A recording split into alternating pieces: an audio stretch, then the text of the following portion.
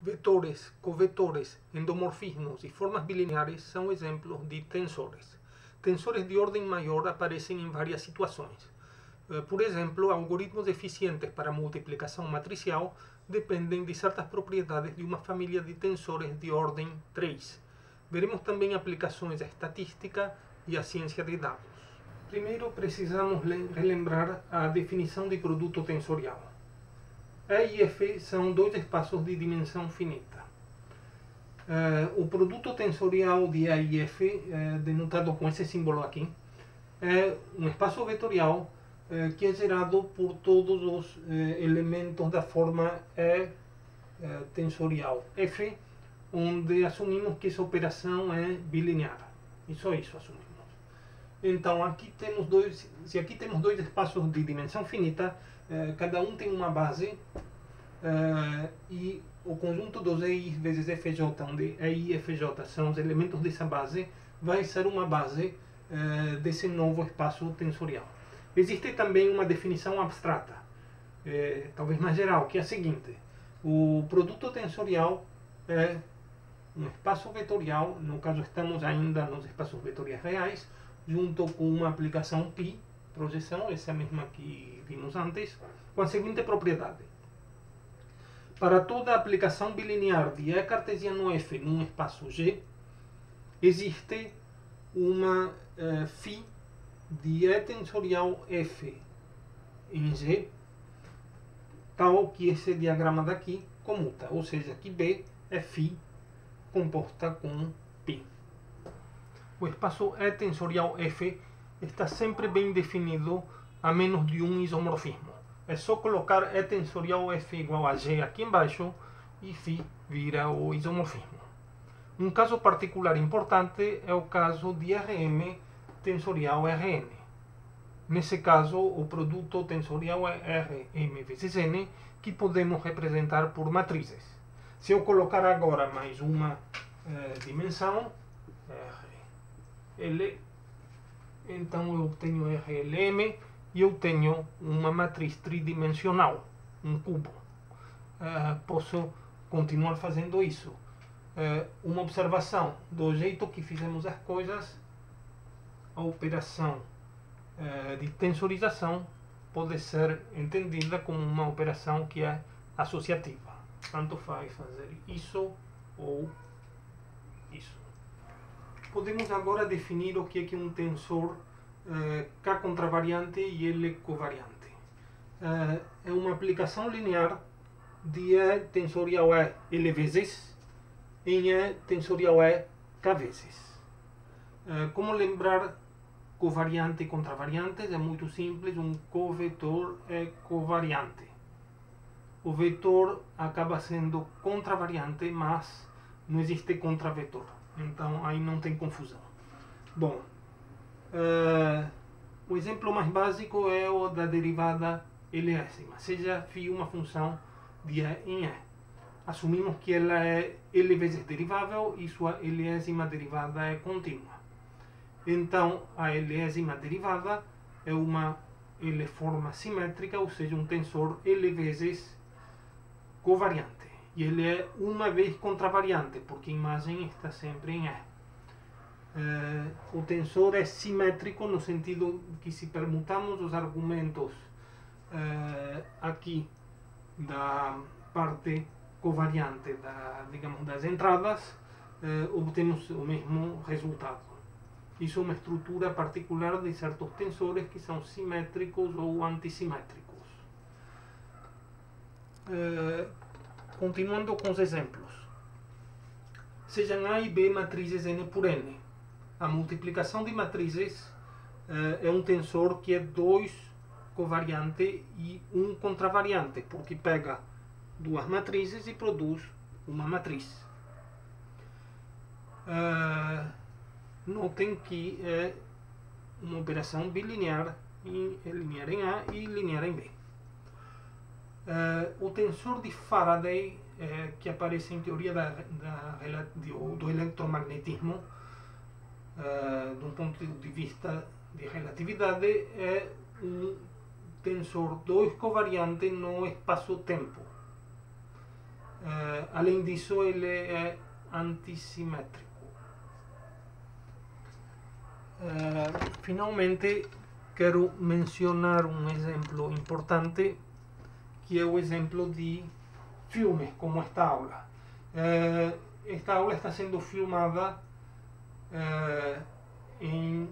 por um equipamento bem simples, mas de qualquer jeito vamos produzir, acho que 1280 vezes 640, algum número assim, de pixels. Cada pixel lido umas 10, 20 ou 30 vezes por segundo, depende de qual formato eu vou conseguir produzir. E além disso, temos pelo menos 3 canais de vídeo. Então, são 4 índices, X, Y, o canal de vídeo e o tempo, para guardar. É imaterial se esse tensor é contravariante ou covariante, mas podemos pensar nele realmente como uma matriz de dimensão 4.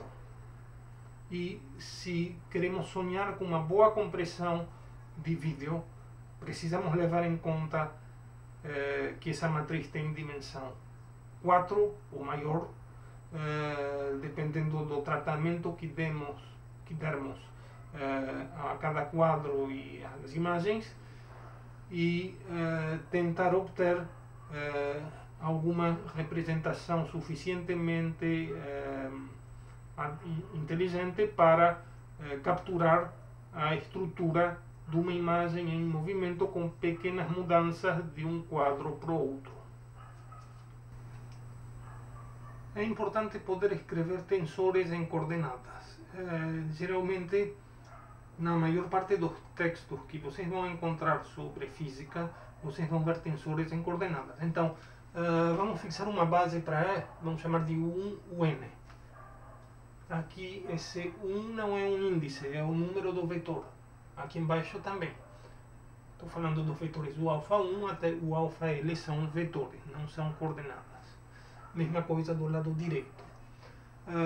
Dado um tensor T que leva a tupla o alfa 1 até o alfa L, ou melhor, o produto tensorial dessa tupla, no vetor, no somatório, nessa combinação linear de vetores, as suas coordenadas são escritas desta maneira. As coordenadas que correspondem à parte contravariante vão em cima. Embaixo as que correspondem à parte covariante. Existe uma lei de cancelamento em operações por tensores. Geralmente uma coordenada em cima cancela com uma coordenada embaixo e vice-versa. Os físicos, seguindo a convenção de Einstein, omitem totalmente o sinal do somatório. E a mudança de coordenadas funciona assim. Se temos duas bases, vamos chamar as bases de V e U, elas se relacionam por matrizes de mudança de bases, que vamos chamar de A e B, e são inversa uma da outra. Então A vezes B é a identidade, B vezes A é a identidade, e aqui estão escritas em coordenadas seguindo a convenção usual dos físicos. Então eu utilizei aqui o índice gama para base V, e para ser coerentes, então isso aqui é T na base dos V's. E aqui temos T na base dos U's. Aqui tem a coordenada beta. É a única maneira de decifrar todas essas mudanças de notação com os índices quando o texto não está muito bem explicado. Então agora, as coordenadas na base V são dadas pelas coordenadas na base U, multiplicadas de uma certa maneira pelas matrizes de mudança de base. Temos as alfa gamas, o alfa 1 gama 1 multiplica a coordenada t, os índices com coordenadas t alfa 1 e assim por diante. Ainda vale essa lei de conservação dos índices. Um índice em cima multiplica com o índice embaixo. Como é que se mostra isso? Muito simples, é por substituição. A prova é simples, tediosa, e vou mostrar a imagem. Vocês podem acompanhar no meu livro, na edição nova. Mas isso aqui vocês vão ter que refazer as contas para acreditar e entender essa operação. Tem duas operações importantes que podem ser feitas com tensores. Uma delas é contrair índices. Eu parto de dois tensores que eu escrevo em coordenadas. Eu escolho um índice num tensor e outro índice no outro tensor. Se um está em cima, o outro está embaixo e vice-versa. Então vamos escolher aqui beta 1 e gama m. Esses são os índices que eu escolhi. Então eu substituo aqui por outra letra I,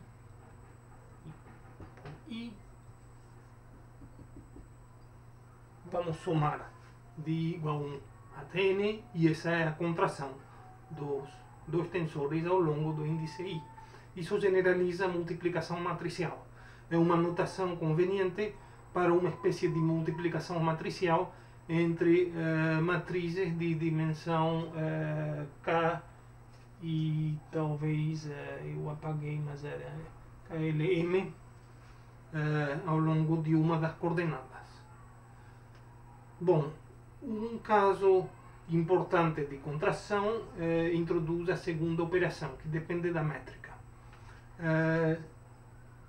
Vamos considerar um produto interno no espaço E.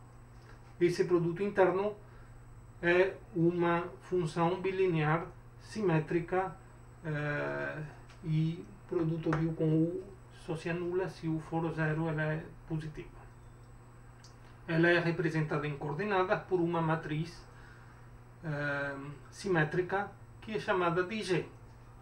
E tudo isso se escreve deste jeito, para vetores. No caso de covetores no espaço dual de E, a matriz da métrica é a inversa, é a G beta gama, onde aqui subimos os índices. Isso é a matriz inversa. Se multiplicamos as duas matrizes, temos que obter a identidade. Bom, o que é abaixar índices? É transformar um vetor num covetor. Para isso, usamos a métrica. Podemos também subir os índices, ou subir um índice, utilizando a métrica. Essa definição vale também para tensores mais complicados, desde que se escolha qual índice subir ou descer. Em particular, se tivermos uma base ortonormal, podemos subir e descer índices à vontade sem nenhum problema. Em geral, nos livros de física, isso é o que vocês costumam achar, e eles depois vão se dedicar a outros assuntos, o que é uma pena. Vou dar um exemplo de como abaixar um índice nos dá um resultado interessante e poderoso. Vamos voltar à multiplicação matricial. A multiplicação matricial é um tensor 2 covariante, porque pega duas matrizes, e um contravariante, porque produz uma matriz. O produto interno no espaço das matrizes pode ser escrito desta maneira, traço de D transposto C. Isso é o produto interno canônico. No caso, multiplica C e J por D e J e soma tudo.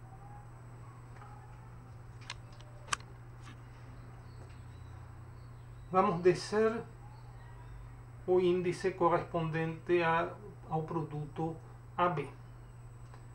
Então agora eu quero levar A, B e uma outra matriz que vai aparecer no produto interno de A, B com essa matriz. E aqui, se eu coloco C para botar aqui C, eu obtenho um resultado que não é totalmente simétrico. Um pequeno truque é botar C transposta aqui, C transposta aqui. E ao fazer as contas, obtemos a soma de A, I, J, B, J, K, C, K, I, que é o traço de A, B, C. Somatório de A, B, C. Então, I, J, J, K, K, I. Essa é uma expressão conveniente para o tensor de multiplicação matricial, mas não é a única expressão possível e, surpresa, não é a mais simples. Agora, esse tensor é incrivelmente simétrico.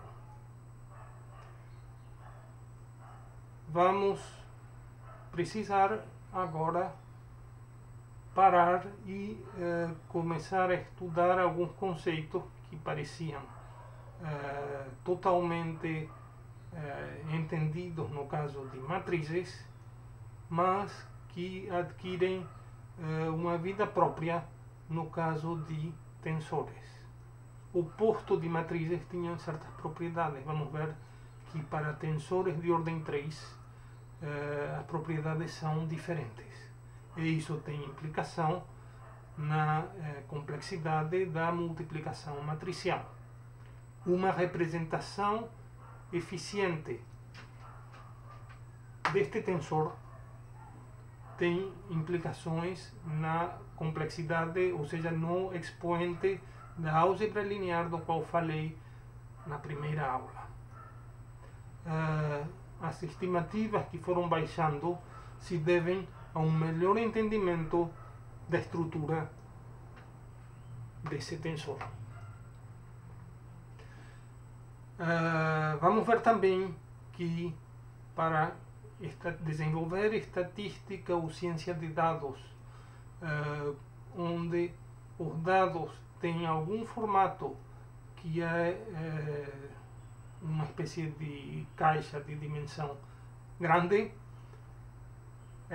vale a pena entender melhor essa estrutura, como aproximar tensores que têm uma quantidade absurda de coordenadas, porque temos muitos dados, mas que supomos serem simples, que supomos representar algum objeto mais simples. Precisamos de uma representação concisa desses tensores. E eu gostaria de poder dizer nesta aula qual é essa representação concisa, mas isso é algo que está talvez na fronteira do conhecimento. Não sabemos a maneira ótima de fazer isso, não sabemos se existe maneira ótima, mas algumas ideias já existem. Este é o curso de álgebra.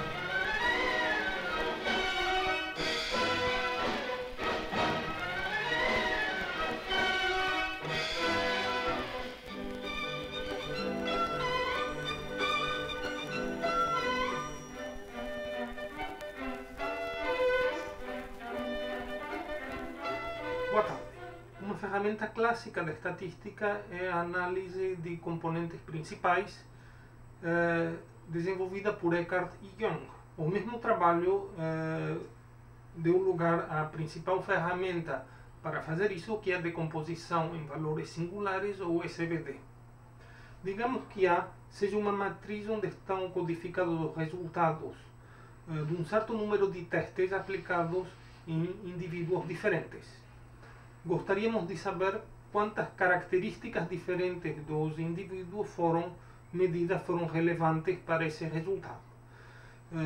Por exemplo, um número grande de estudantes fez uma série de provas para o Enem para entrar na universidade.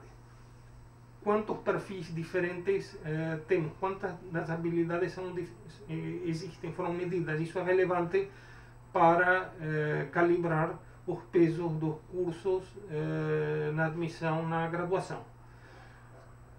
A hipótese mais simples é que existe apenas uma habilidade, que são melhores ou piores.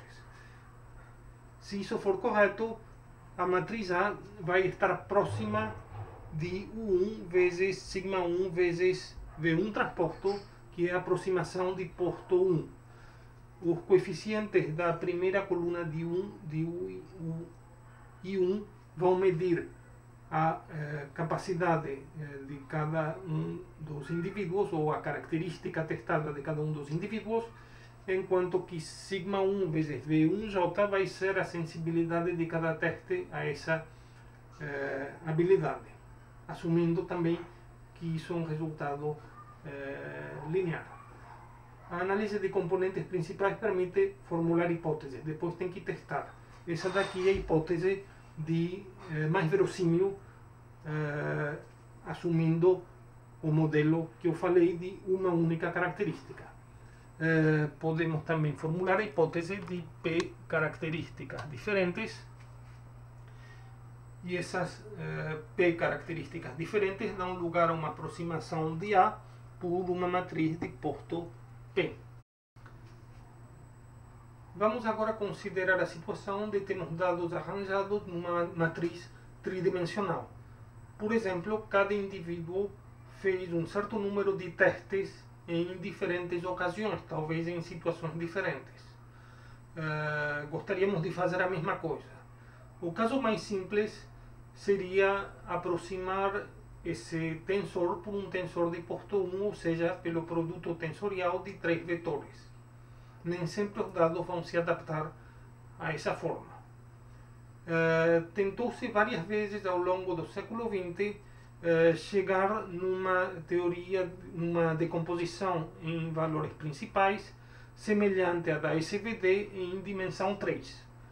Por exemplo, em posto P, gostaríamos de escrever o tensor acima como aproximadamente como uma soma finita de sigma j pelo produto de tensores, combinação linear de P tensores de posto 1. Isso deu errado. E deu errado porque tensores de ordem 3 são essencialmente diferentes de matrizes. Aqui tem um exemplo de que pode dar errado.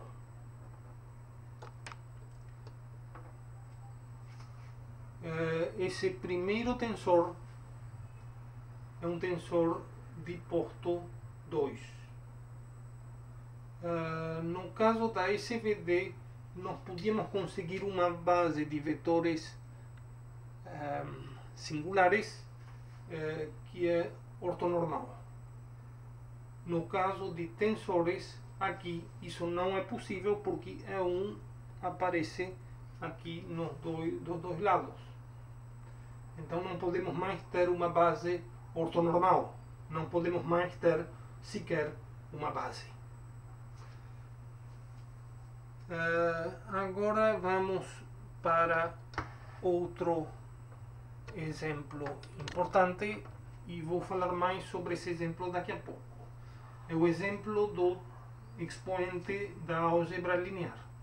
Ele pode ser definido como o ínfimo de todos os tais que o posto da multiplicação matricial de ordem n cresce como n a potência tau. Essa é uma definição que é equivalente à da primeira aula, que é equivalente à definição computacional. O número de operações continua sendo da ordem de n elevado a tau. O motivo está nos exercícios. Mas o que quero dizer é que o posto de mn quando n igual a 2 é igual a 7. E quando n é maior, não se sabe ao certo. Existem estimativas, mas não temos o resto da sequência. O posto de matrizes é uma função semicontínua inferior. Isso quer dizer que para cada matriz existe uma vizinhança onde o posto não é menor do que o posto da matriz. Isso aqui pode, isso aqui não pode. No caso de tensores, essa propriedade já não vale. Pode isso e pode isto. Vou dar um exemplo.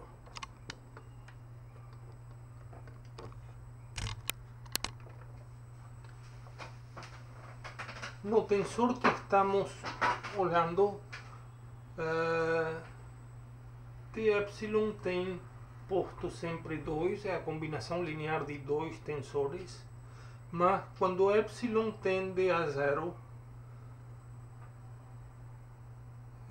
é 1 por E1 por E1 é cancelado aqui à direita e apenas sobrevivem os termos que contêm uma cópia de E2, ou seja, E2 é 1, E1 é 2, E1 e E1, E1, E2. São exatamente 3 termos. Então estamos na situação desse exemplo aqui. No limite, posto 3, mas podemos aproximar por posto 2. É possível aproximar o tensor por tensores de posto inferior. Isso pode ser útil, por exemplo, para a multiplicação matricial. O posto limítrofe foi descoberto nos anos 80 do século passado.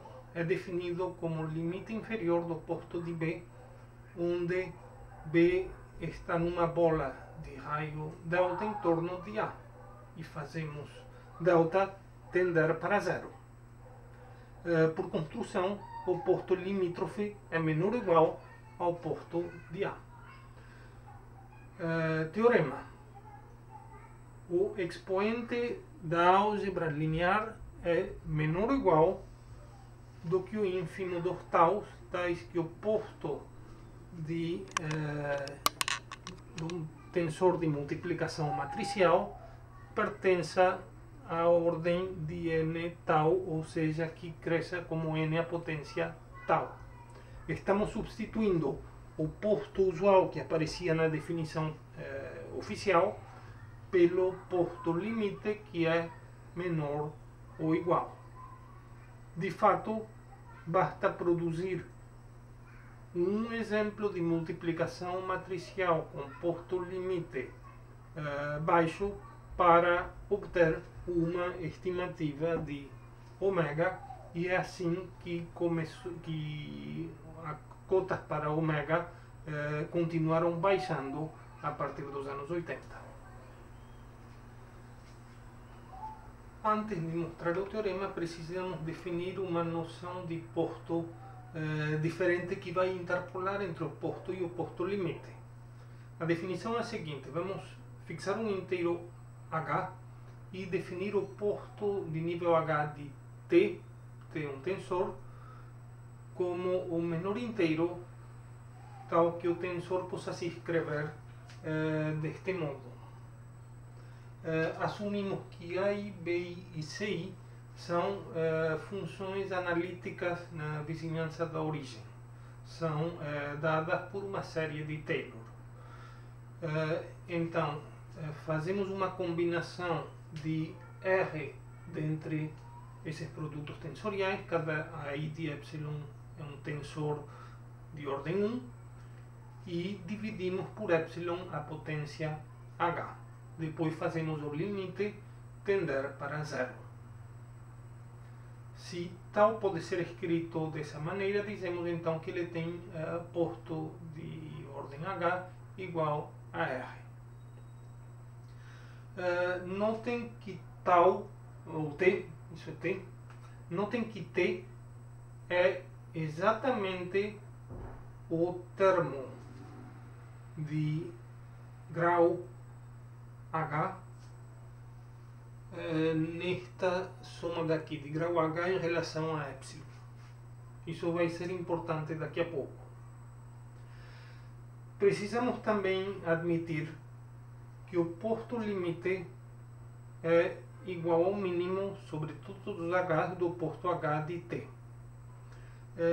Que ele é menor ou igual é fácil. Que podemos representar qualquer tensor T como um limite desta forma requer algumas noções de geometria algébrica ou geometria analítica.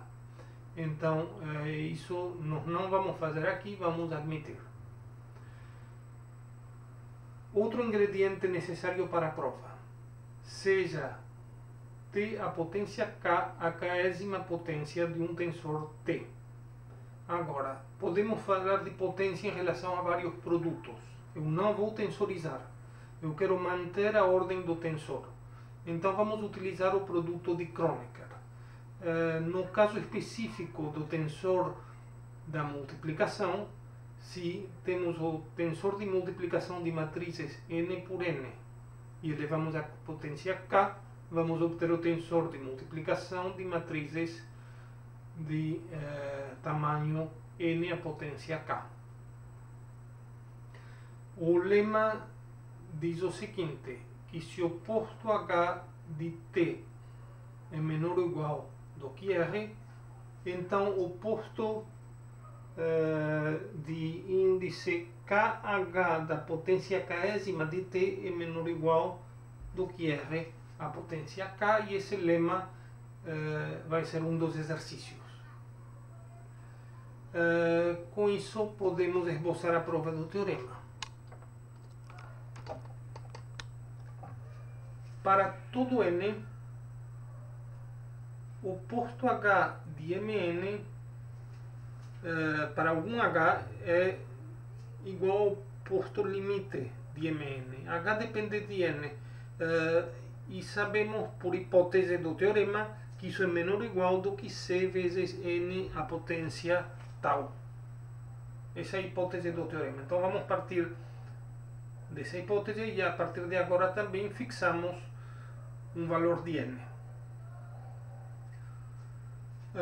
Aplicando o lema, o posto KH de MNK é menor ou igual a o que falamos, a potência K. E agora o posto pode ser, agora eu falo do posto de verdade, o posto de NK pode ser visto usando aquela propriedade que ficou aqui em cima.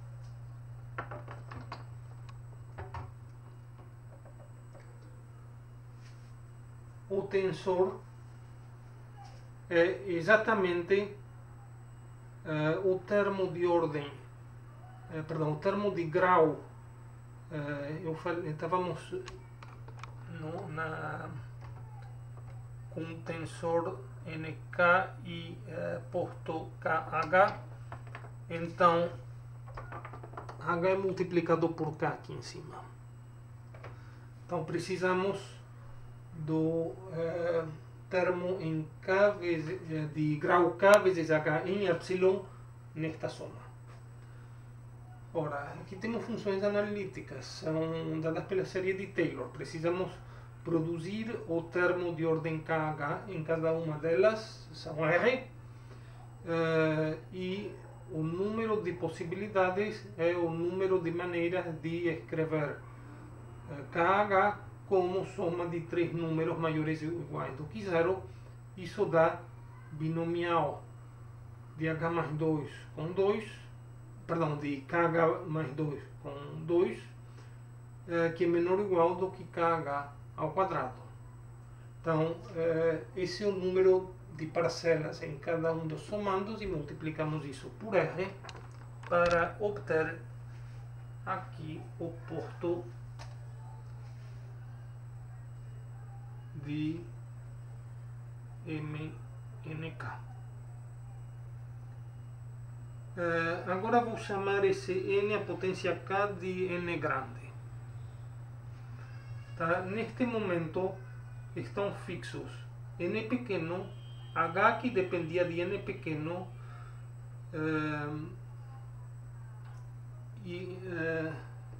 são esses que estão fixos. Então vamos fazer a substituição. Aqui temos em algum lugar aqui, sim, aqui N a potência K, a potência tal, vou substituir por N grande a potência tal, mais delta, e vamos calcular delta. Então vamos pegar o resto da expressão e simplificar.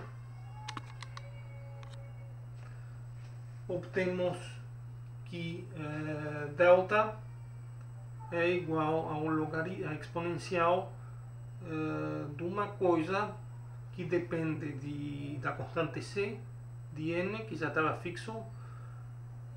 O termo da direita tem um log k e dividido por k log n, eu errei aqui, é log n pequeno, que está fixo. Então enquanto o limite disso daí é finito, esse termo tende a desaparecer e esse aqui tende a ser uma constante. Isso resolve o problema para todos os n grandes da forma potência de n pequeno. Entre dois elementos dessa sequência precisamos fazer alguma coisa, e para isso precisamos introduzir uma constante e ainda temos um valor mínimo de n. Precisamos eventualmente aumentar essa constante de maneira a ter, no caso geral, se queremos ter qualquer n, vamos acabar introduzindo aqui uma constante que é parte da definição que estava lá em cima. Aqui.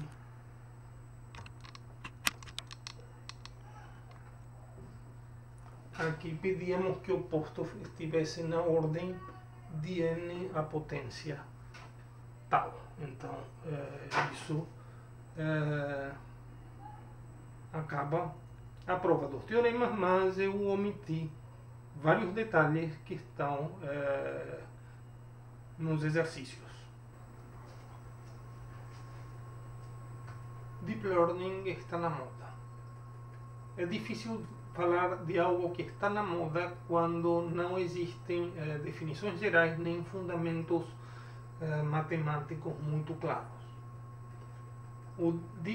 As técnicas de Deep Learning, e é isso que temos uma multidão de técnicas e de heurísticas, foram desenvolvidas a partir da ideia de redes neurais do ano passado, que era um sistema em camadas, onde acreditava-se que colocando umas poucas camadas e achando uma maneira de calibrar o modelo, ou seja, de achar os coeficientes que cada camada iria calcular, era possível simular algumas tarefas mais complicadas, como reconhecimento de imagens. Deep Learning só se desenvolveu quando foi possível, ao invés de umas poucas camadas, colocar um número suficiente de camadas, uma depois da outra, e usar um poder computacional de força bruta que era impensável no passado. Os métodos geralmente usados são parecidos com o esquema que eu desenhei aqui. Os nossos dados estão aqui num tensor de entrada. Podem ser um conjunto de imagens, um filme, e caso se trate de imagens, o primeiro passo normalmente é uma convolução, pegar regiões locais da imagem e aplicar alguma transformada, pode ser de Fourier, pode ser de wavelets. E eu falei sobre wavelets na aula passada, mas não falei tudo. eu falei sobre bases de wavelets, mas existe uma possibilidade mais geral, que é utilizar pacotes de wavelets que não são bases, porque são redundantes. Então temos mais opções para representar o mesmo sinal, a representação não é única e isso introduz algumas dificuldades. Então, se temos um filme, vamos ter coordenadas x, y, tempo e canais, e ao introduzir, por exemplo, uma convolução com wavelets, podemos aumentar o número de índices. Vocês viram que cada wavelet é definida por 2 índices. Podemos, pelo fato de usar pacote, introduzir mais índices.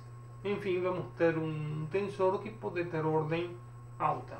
A quantidade de dados que vão ser tratados é enorme. A técnica funciona colocando uma depois da outra um número suficiente de camadas intercaladas. São intercaladas camadas de convolução, onde cada saída dessa camada corresponde a uma função linear diferente dos dados da entrada. E depois uma camada de ativação, ou pooling, e nesse caso é interessante saber qual é a função de ativação, e não existe também uma teoria com consenso. Máximo e média são populares, outros autores sugerem o produto. A camada de ativação pega várias entradas da camada anterior e aplica essa função de ativação, que pode ser, então, se for o máximo, as pessoas acreditam estar modelando o que pode acontecer com uma porta ou então com um nervo que é uma célula nervosa que pode ser ativada por várias dendrites. Então, dependendo de qual é essa função de ativação, vamos ter situações bem diferentes. Se for a média, por exemplo, é o caso que eu posso descrever mais facilmente. Se for a média, então estamos aplicando uma função linear da entrada, depois uma função linear no que obtivemos, depois outra função linear. No final, o que estamos produzindo na saída é uma função linear da entrada. Será que isso serve aos propósitos que as pessoas querem? Não sei. O que acontece se for usado o máximo? Nesse caso, pegamos aqui o máximo,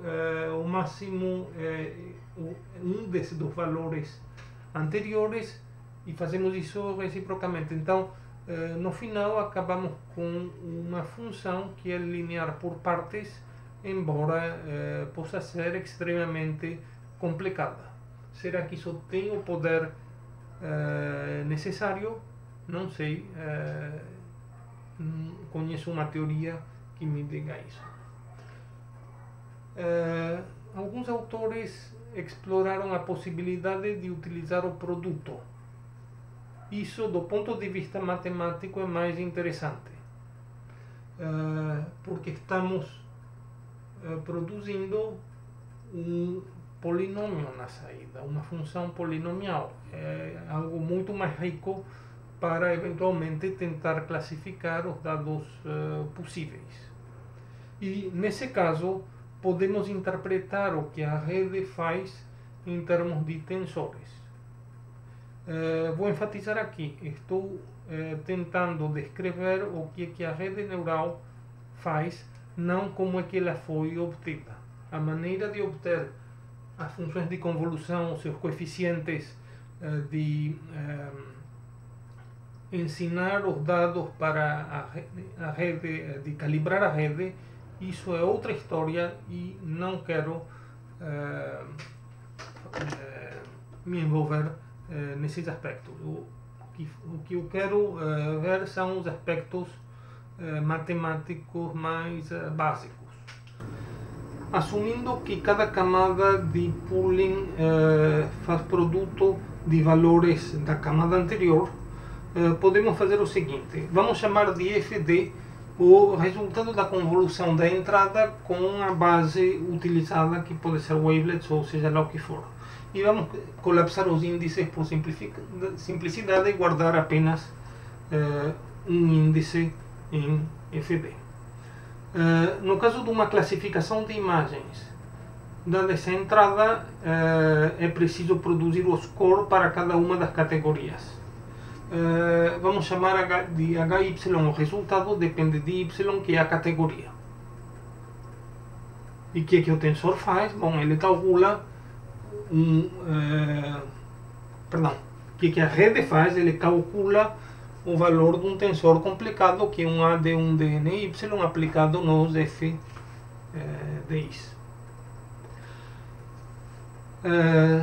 Cohen, Sharir e Shashua observaram que o tensor é calculado de uma maneira bem específica. Na última camada temos um tensor de ordem n, que é produzido por combinações lineares de tensores de ordem n sobre 2 e assim por diante.